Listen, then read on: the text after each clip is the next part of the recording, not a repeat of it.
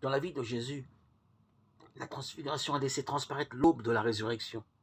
Aussi, s'empresse-t-il de donner à comprendre à quel point pour lui toute chose baigne déjà dans la clarté du royaume qui vient. Après avoir quitté la Galilée, Jésus entre en Judée et s'apprête à monter à Jérusalem. Il sait parfaitement qu'il va se jeter dans la gueule du loup.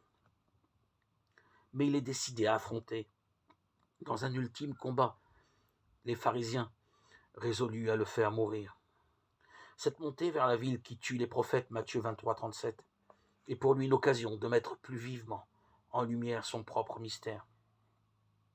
Est-il permis de répudier sa femme pour n'importe quel motif, Matthieu 19, 3. Brutal, la question éclate, piégé.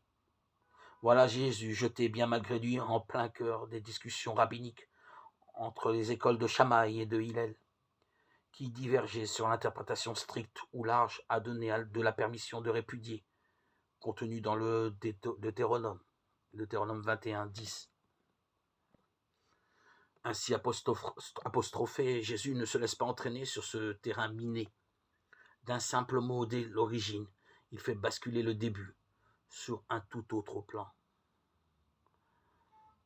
N'avez-vous pas lu que le Créateur dès l'origine les fit hommes et femmes et qu'il a dit « Ainsi donc l'homme quittera son père et sa mère pour s'attacher à sa femme et les deux ne feront qu'une seule chair. Ainsi ils ne sont plus deux mais une seule chair. Eh bien, ce que Dieu a uni, l'homme ne doit point les séparer. » Matthieu 19, 4, 6. Prenant le problème de plus haut, il se libère d'un seul coup du filet de la casuistique dans lequel ses adversaires prétendaient l'enfermer. Il a complètement changé de registre.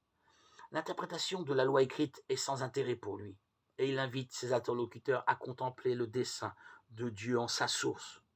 Dès l'origine,